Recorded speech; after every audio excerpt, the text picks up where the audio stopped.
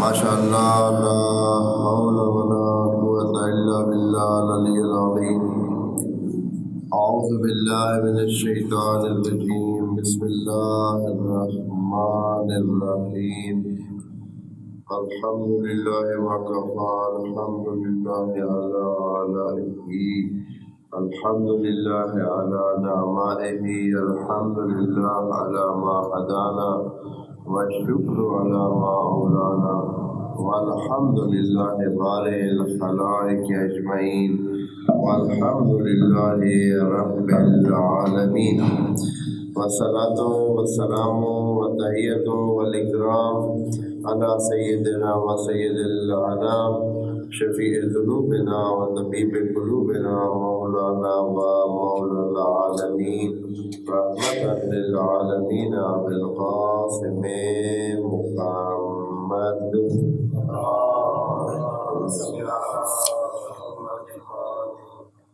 وعلى أهل بيته الطيبين الطاهرين، أما بعد، فرب اشرح لي صدري ويسر لي أمري واحلل عقدة من لساني يفقهوا قولي، وقل رب أدخلني من صدق وأخرجني من صدق واجعلني من لدنك سلطانا نصيرا۔ بسم الله وبالله وتوكلت على الله۔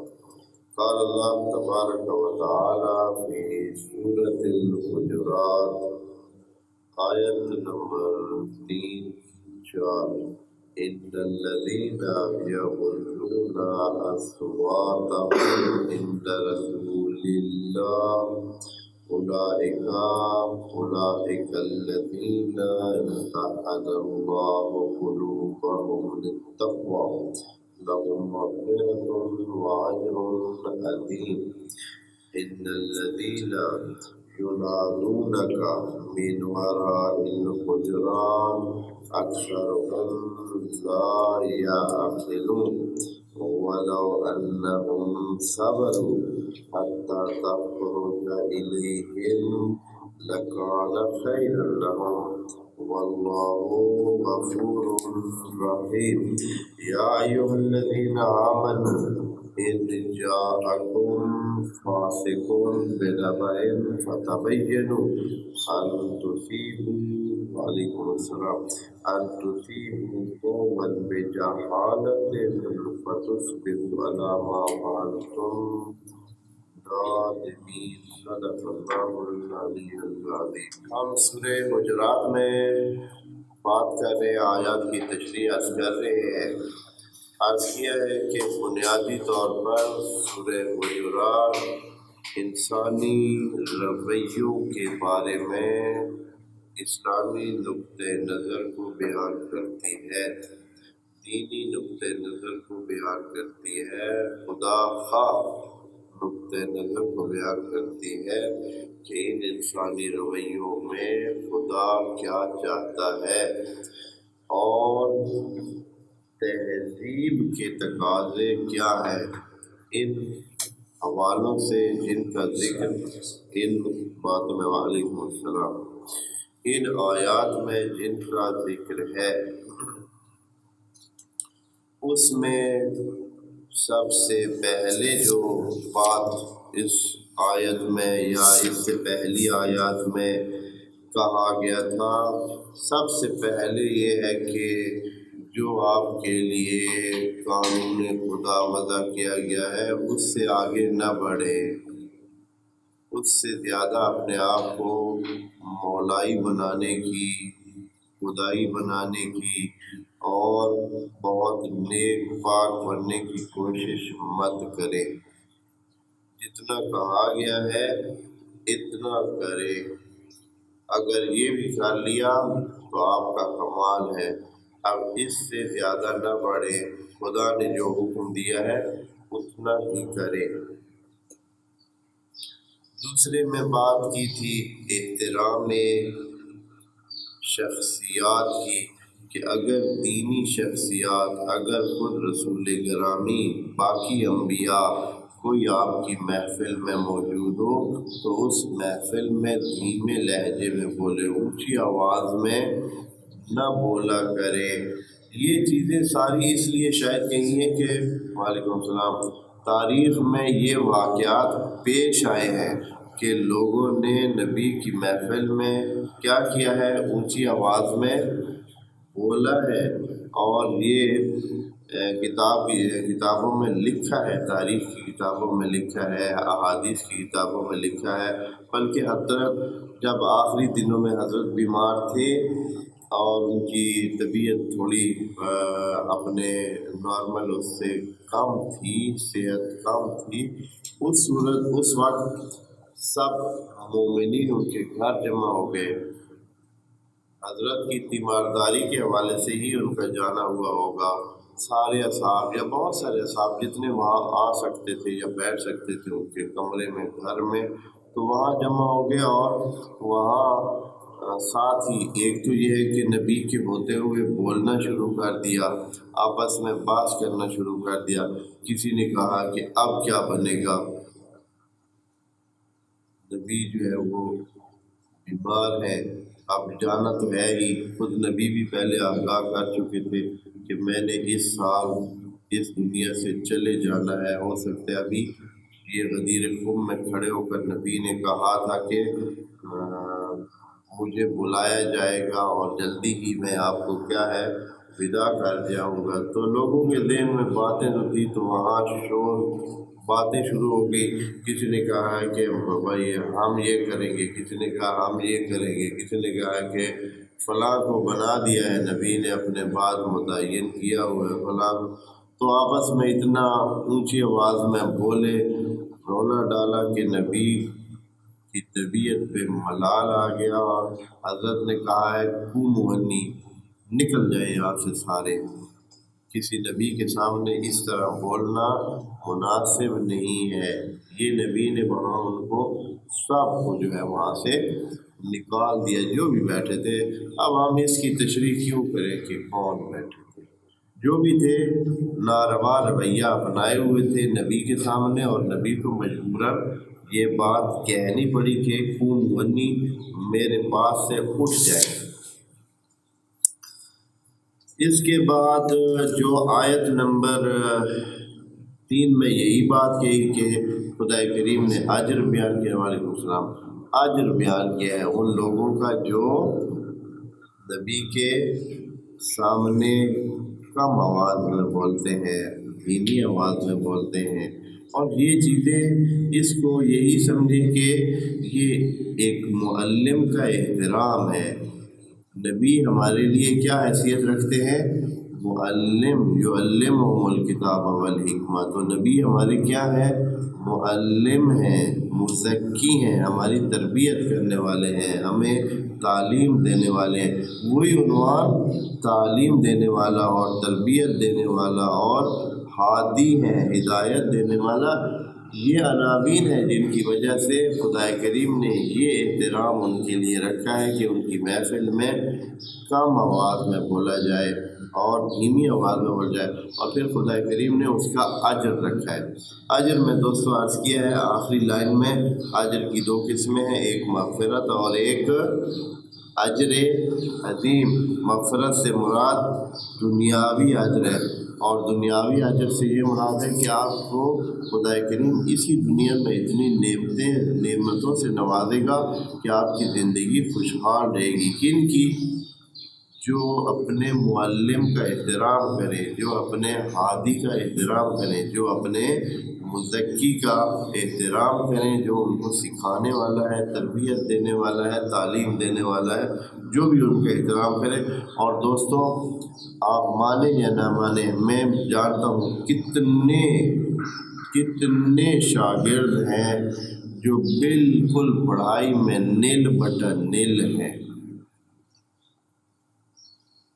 اپنے اساتذہ کے حوالے سے وہ بے حد احترام کرتے تھے، بے حساب احترام کرتے تھے، پڑھائی میں بالکل زیرو تھے، اکے ہی پڑھتے بھی نہیں تھے، پڑھ سکتے بھی نہیں تھے، صلاحیت ہی نہیں تھی، لیکن دوسری طرف اساتذہ کے حوالے سے احترام میں، خدمت میں بے حساب تھے۔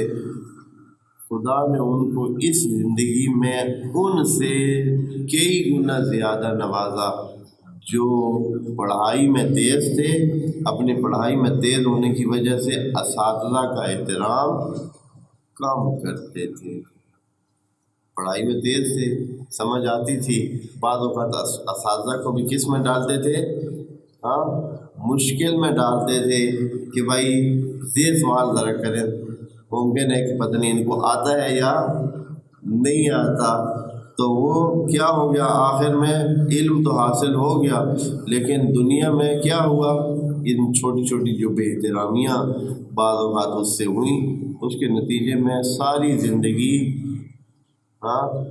99 اس کا ہوا اور 100 کبھی پورا اس کا نہیں ہوا۔ تو لیکن جب کہ دوسری طرف بالکل نااہل اور نالائق، لیکن اساتذہ کا احترام کرتے تھے، خدا نے ان کو اس طرح نوازا کہ بندے دیکھتے ہیں کہ یہ کیسے ان کو، یہی چیز ہے جو خدا کریم نے یہاں وعدہ فرمایا ہوا ہے لہم، اور کہا بھی ایسے ہے جیسے لہم ان کا ہو گیا، لہم یعنی ان کا ہو گیا، یہ نہیں کہا خدا نے فعل کی صورت میں کہ اللہ اجر دے گا، یہ نہیں کہا لہم ہو گیا ان کا اجر العظیم، یعنی ان کا یہ حصہ ہے، اب لکھا جا چکا ہے ان کے لیے، اور ہوتا بھی ایسے ہے۔ اور آپ دیکھ لیں، کہیں بھی دیکھ لیں کہ کس طرح اس کے جو نتیجے نکلتے ہیں۔ آپ کبھی سوچیں گے کہ دیکھیں کتنا بالکل ان پڑھ سا بندہ ہے، کچھ بھی اس نے پڑھا بھی نہیں ہے، یہ نہیں کیا وہ نہیں کیا، اس نے یقیناً اس قسم کا کوئی کارنامہ اپنی زندگی میں اپنے پڑھتے ہوئے اور اپنے اس زمانے میں کیا ہوگا، خدا نے اس کو نواز دیا ہے، اور جس طرح دوسرے جو کہ پڑھتے تھے اور بہت لائق تھے اور اچھے نمبر لیتے تھے، وہ رول رہے ہیں۔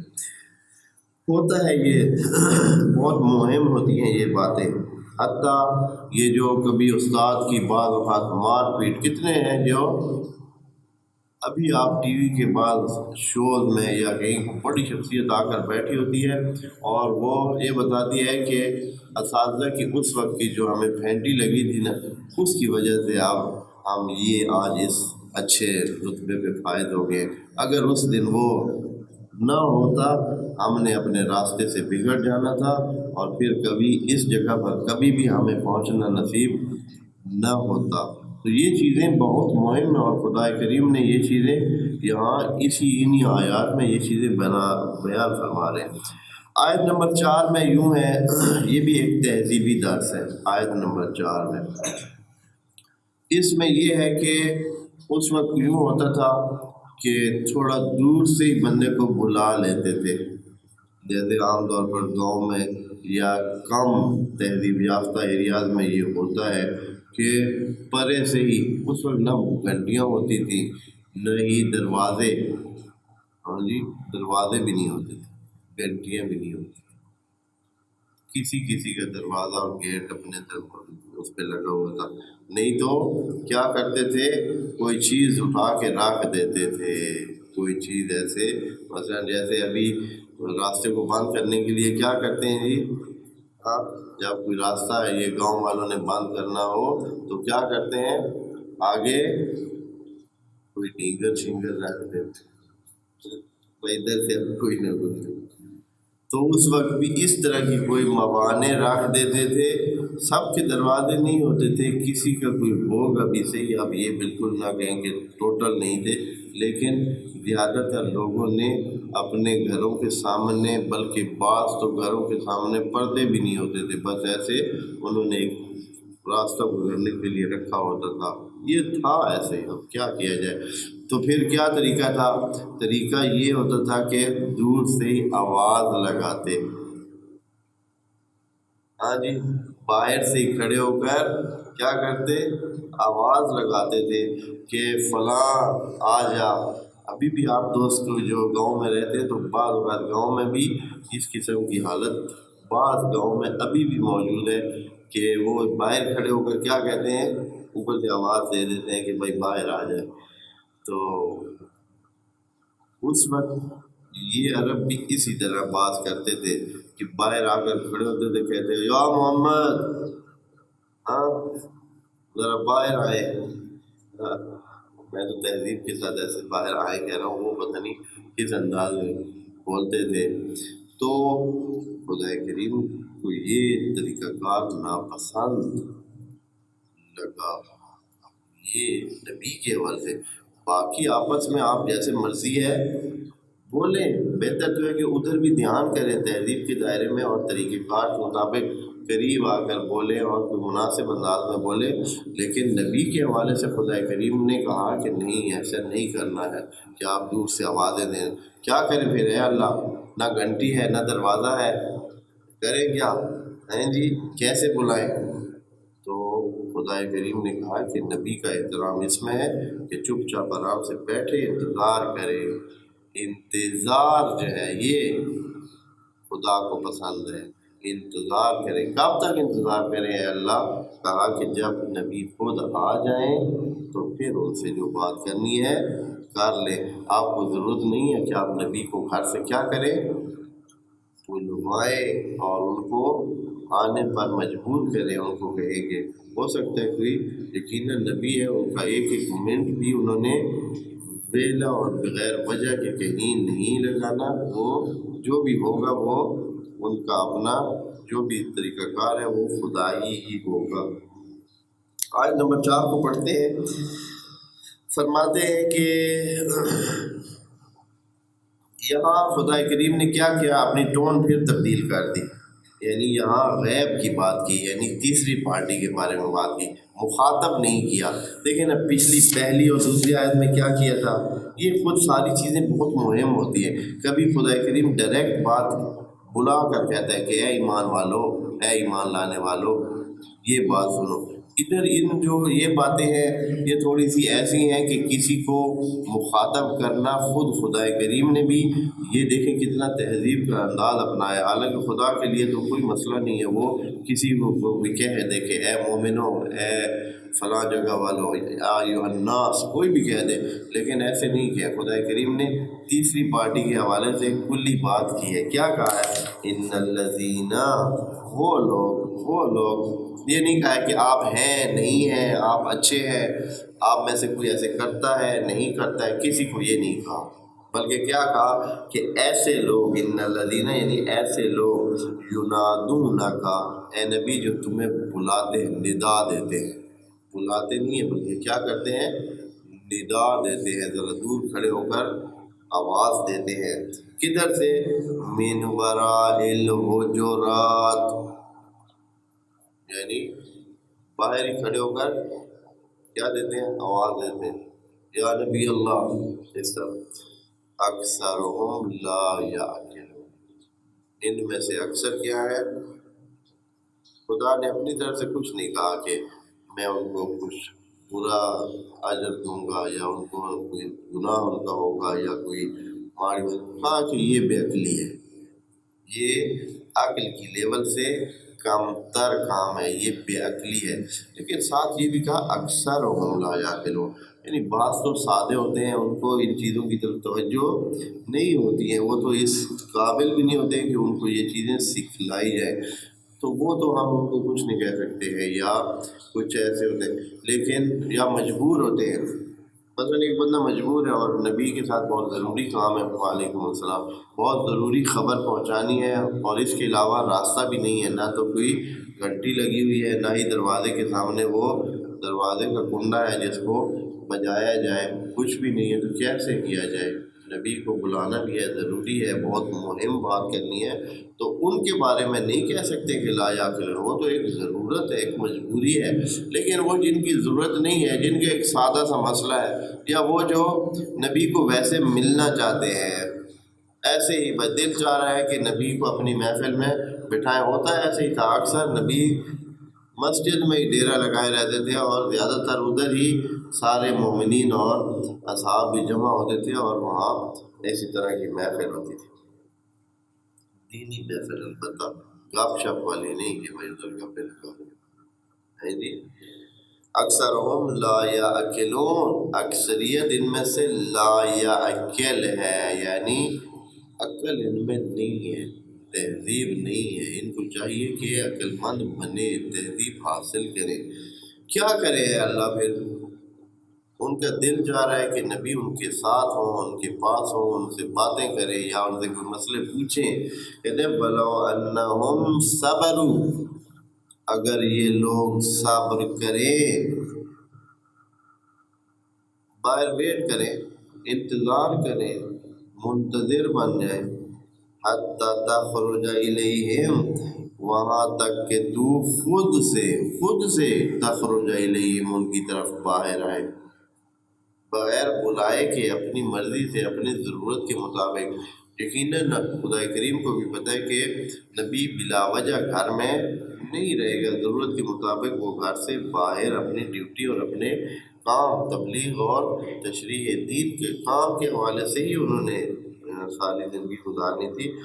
وَلَوْ أَنَّهُمْ صَبَرُوا حَتَّى تَخْرُجَ إِلَيْهِمْ لَكَانَ خَيْرًا لَهُمْ، یہ ان کے بھلے میں ہے، بھلا اسی میں ہے کہ انتظار کریں، کوئی نقصان نہیں ہوگا، کوئی آسمان زمین پہ نہیں آئے گا اگر تھوڑی دیر کے بعد خود نبی باہر آ جائے اور آپ سے ملاقات ہو جائے، اس سے کہ آپ کیا کریں، باہر کھڑے ہو کر آوازیں قسم دینے لگ جائیں اور آوازوں سے حضرت کو بلائیں۔ واللہ غفور رحیم۔ کوئی ممکن ہے پوچھے کہ اے اللہ، اب جن سے یہ غلطی ہو گئی ہے،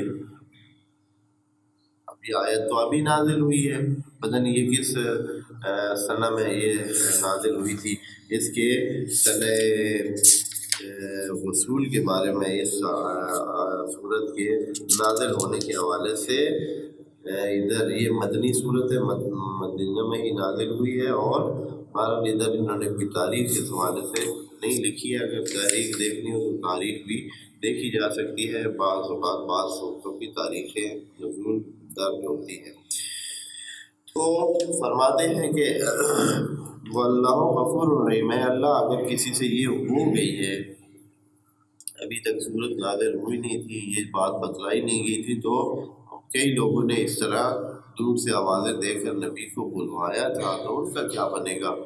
تو فرماتے ہیں کہ واللہ غفور رحیم، جو کچھ ہو گیا ہے اس کے بارے میں اللہ کیا ہے؟ غفور رحیم ہے۔ جو کوئی خرابیاں ہو گئی ہیں جن سے، اللہ ان کی خرابیوں کو دور کرے گا اور ان پر رحم کرے گا۔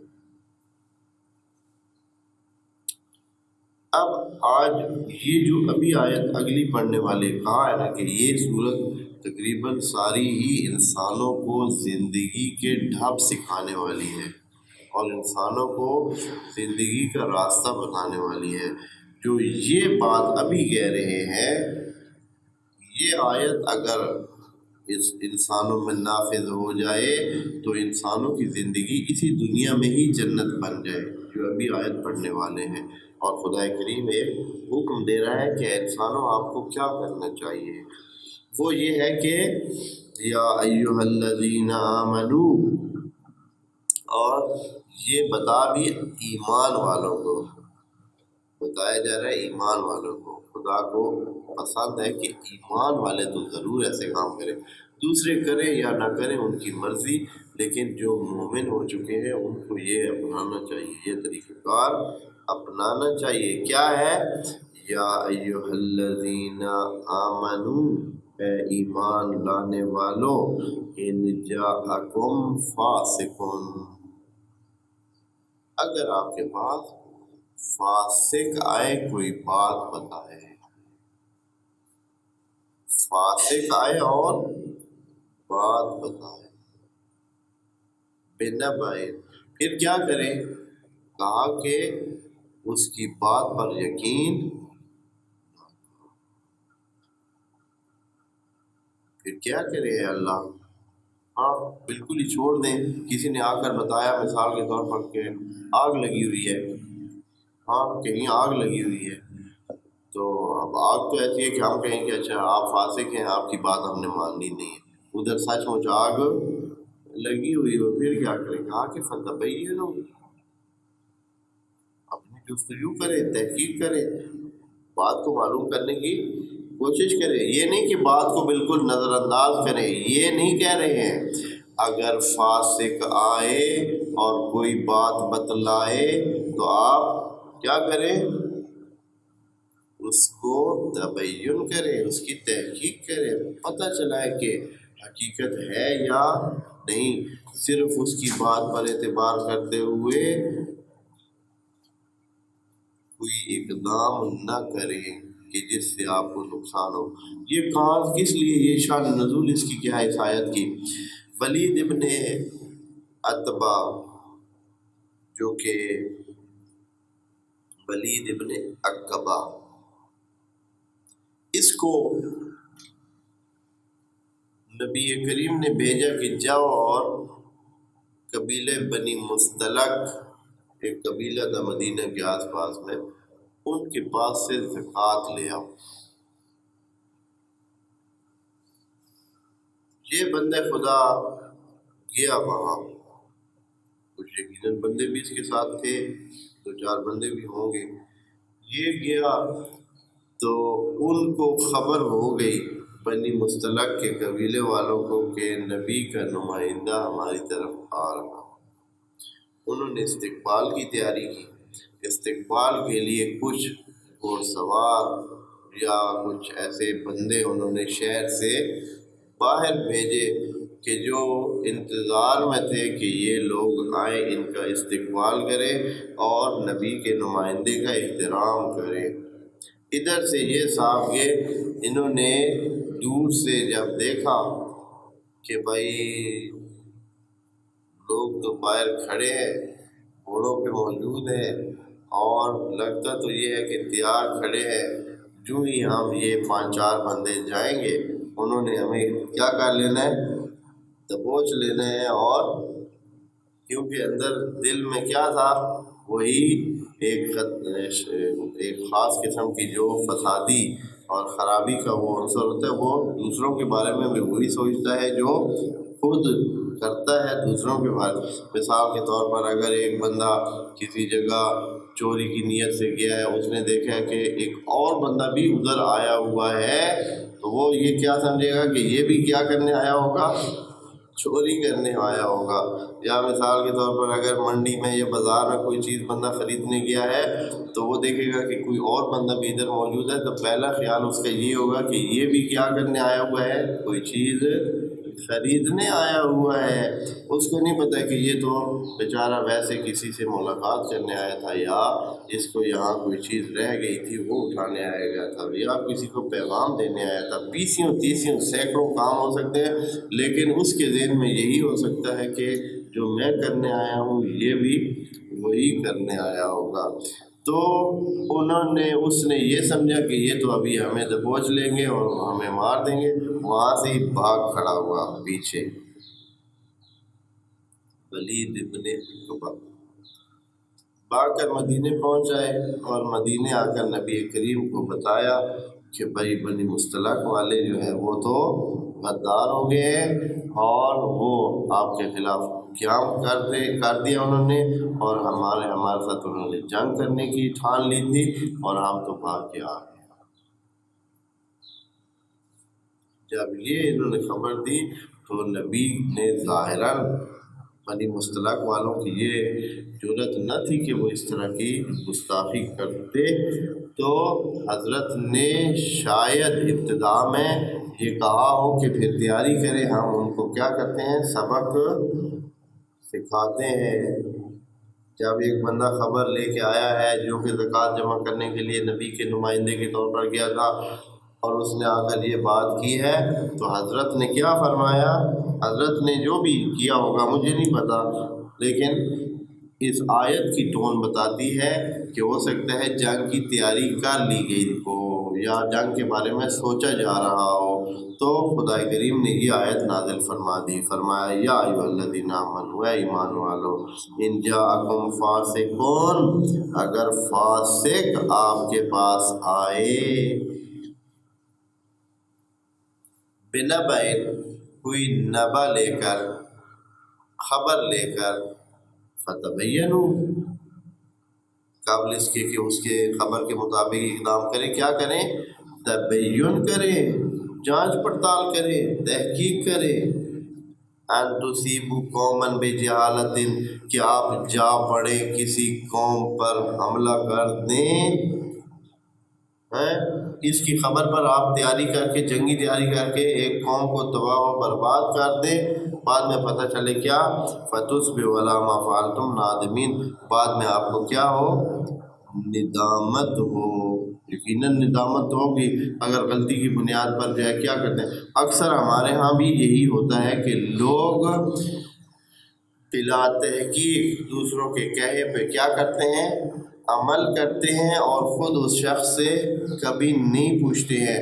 زیادہ تر لوگ جو ایک دوسرے کے بارے میں غلط اطلاعات پاتے ہیں وہ یہی سمجھتے رہتے ہیں کہ یہ ہمیشہ اسی طرح ہی ہے اور یہ ہمارے دشمن ہیں، یا مثلا ہو کہ وہ آپ کے بارے میں یہ کہہ رہا تھا، بس پوچھنا بھی نہیں ہے کہ وہ کیوں کہہ رہا تھا، یا اس سے بات نہیں کرنی ہے، بس کسی سے سنی کہ فلاں بندہ آپ کے بارے میں یہ کہہ رہا تھا یا آپ کے بارے میں کر رہا تھا یا وہ فلاں موجود تھا، بس اسی سے غلط بات ذہن میں لے لینا اور پھر دشمنی پہ اتر آنا اور اپنا نقصان کرنا، اس کا بھی نقصان کرنا۔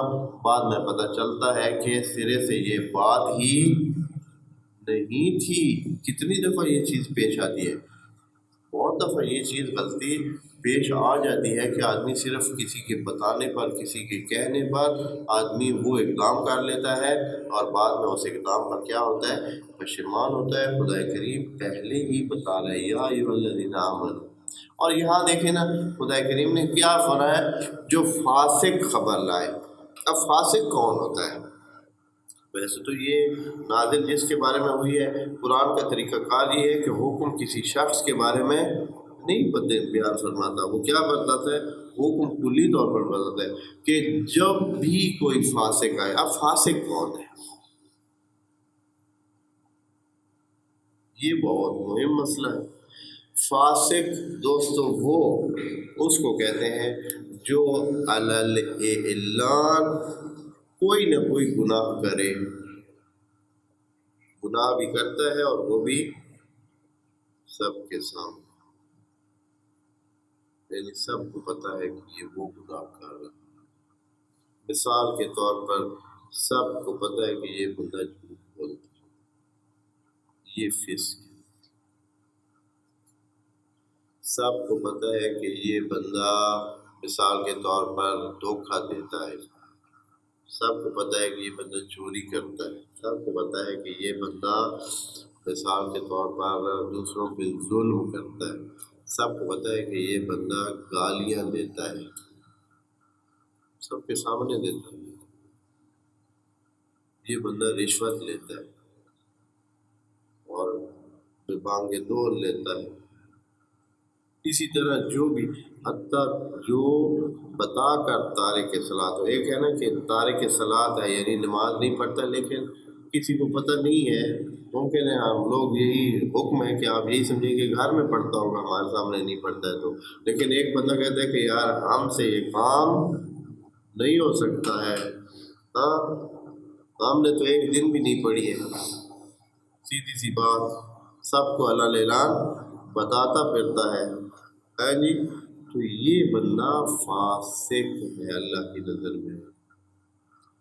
بس فاسق ہونا یہ ایک ایسا عنوان ہے جس میں بہت کچھ آ جاتا ہے۔ اگر وہ فاسق ہے تو اس قابل نہیں ہے کہ اس کی بات پر یقین کیا جائے۔ اللہ کی طرف سے یہ حکم ہے کہ اگر کوئی فاسق ہے تو آپ اس کی بات پر یقین نہ کریں۔ فاسق ہونا ایک ایسا نقص ہے کہ انسان کی جو ہم انگریزی میں کہتے ہیں کریڈیبلٹی، انسان کی کریڈیبلٹی یعنی اعتبار ختم ہو جاتا ہے اللہ کی نظر میں۔ اللہ کا کہنا ہے جو کہ حقیقت پر مبنی بات ہے، اللہ کی بات حقیقت پر مبنی ہوتی ہے۔ اگر کوئی بندہ فاسق ہے اور علی الاعلان وہ جو ہے کسی نہ کسی گناہ میں مرتکب ہوتا ہے، چاہے وہ جو واجبات کو ترک کرنے والا ہو یا محرمات کو انجام دینے والا ہو، اگر کوئی ایسے علی الاعلان یہ کام کرتا ہے یا اس کا پتہ ہے لوگوں کو، تو یہ بندہ اس کی کریڈیبلٹی ختم ہے، اس کی بات پہ اعتبار کرنا جائز نہیں ہے۔ اس کو تحقیق کریں، خبر کو بالکل چھوڑے بھی نہیں کہ بھائی اچھا نظر انداز نہ کریں، لیکن یہ ہے کہ اس کے کہنے کی وجہ سے آپ اس پر عمل بھی نہ کریں بلکہ تحقیق کریں۔ اس میں بہت سارے درس ہیں۔ یا ایھا الذین آمنوا ان جاءکم فاسق،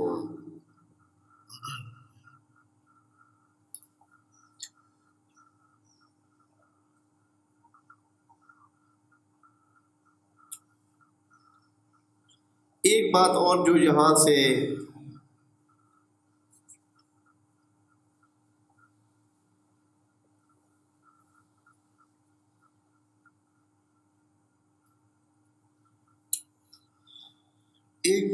یہاں سے پتہ چلتی ہے، اور وہ یہ ہے کہ بعض اوقات نبی کریم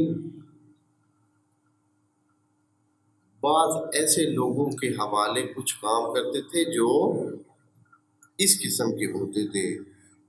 بس یہ ضروری نہیں ہے کہ اگر نبی کسی کو کوئی کام بتا دیتے ہیں تو اس سے کیا ثابت کرنا شروع کر دیں کہ بھئی یہ تو بہت ہی اچھا انسان ہے۔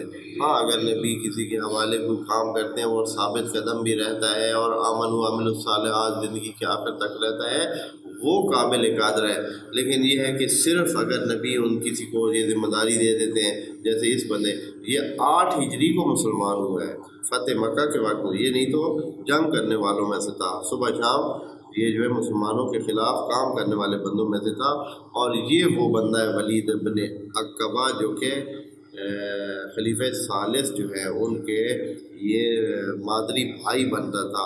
اس لیے اس نے کیا کیا، ان کو کوفہ کا حاکم بنا دیا، اور کوفہ کا حاکم بنایا تو وہاں یہ صبح جو ہے نماز پڑھانے سے پہلے ہی بوتل چڑھا کے پہنچ گئے، اور وہاں جو ہے کیا کیا، نماز 2 کی جگہ 4 پڑھا دی۔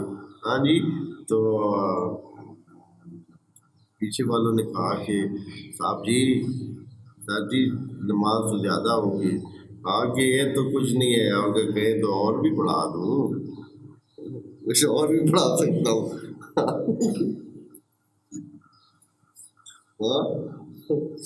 تو وہاں ہی اس کو جو ہے پکڑ لیا، اور پھر آخر اس کو وہاں کے جو مقامی مومنین تھے انہوں نے پکڑ لیا، اور اسی حالت میں اس کی، جیسے کہ وہ ایک پروگرام جو ہے اس میں بھی یہ بیان بہت اچھی بنی ہوئی ہے، ایک سیریل جو حضرت علی کے نام سے، اس میں بھی یہ واقعہ بھی ابتدا میں آتا ہے کہ وہاں ہی جو ہے اس کی انگوٹھی، جو کہ اس وقت شاید ایک علامت ہوتی تھی گورنری کی، تو وہ گورنری کی انگوٹھی اتار لی اور وفد پہنچ گیا مدینہ میں، اور کہا کہ ایسے ایسے اس بندے نے کیا ہے۔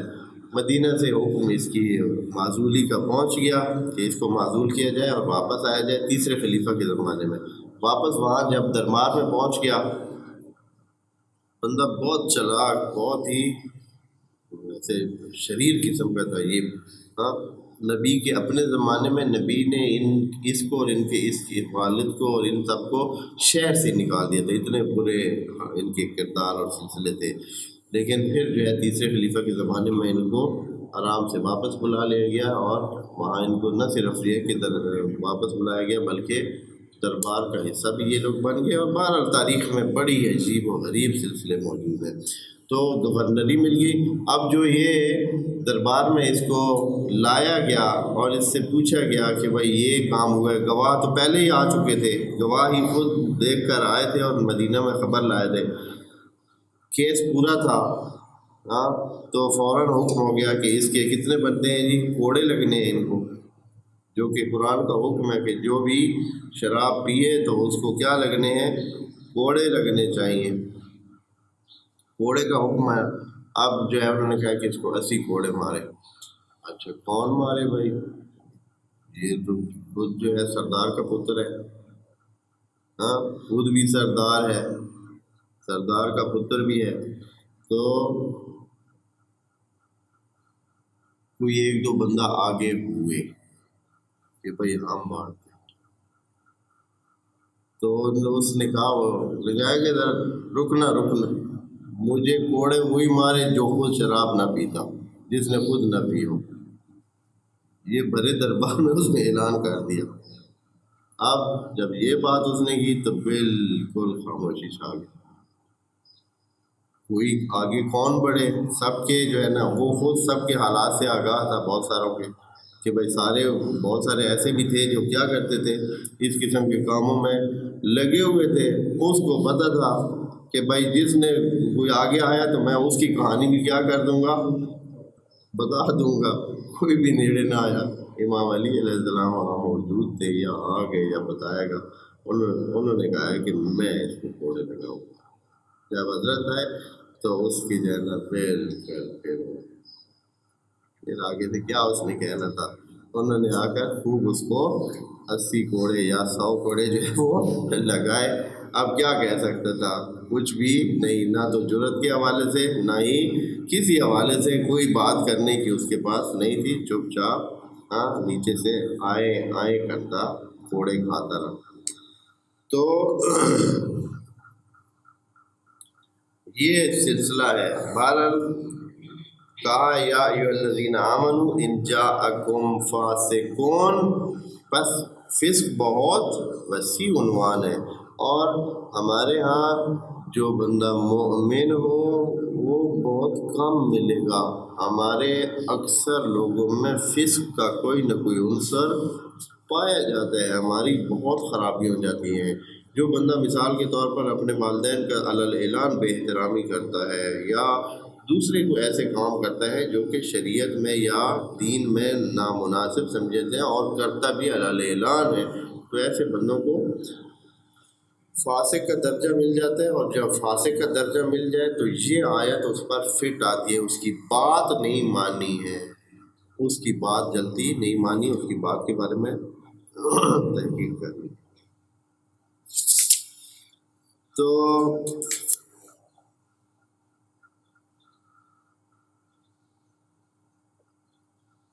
یہاں ایک اور بحث بھی ہے. وہ بحث بھی ان بعض اہل سنت کے مفسرین نے کی ہے کہ جیسے روح المعانی میں لکھا ہے کہ یہ آیت دلیل ہے اس بات کی کہ اصحاب سارے عادل نہیں تھے، عدول نہیں تھے. جیسے کہ اہل سنت میں جو معروف نظریہ ہے وہ یہ ہے کہ اصحاب سارے کے سارے کیا ہے، پاک صاف اور عادل ہیں. لیکن یہاں اس آیت سے روح المعانی کے مفسر نے یہ ثابت کیا ہے. انہوں نے کہا ہے کہ یہ آیت بتاتی ہے کہ بعض اصحاب عادل نہیں تھے. جیسے کہ یہی ولید بن عقبہ، سب کو پتہ ہے کہ یہ آیت ولید بن عقبہ کے بارے میں نازل ہوئی ہے، اور خدا کریم نے اس کو عادل نہیں مانا ہے، اس کو فاسق قرار دیا ہے. فاسق مقابل ہے عادل کے. بس جو فاسق ہے تو پھر یقیناً عادل نہیں ہے.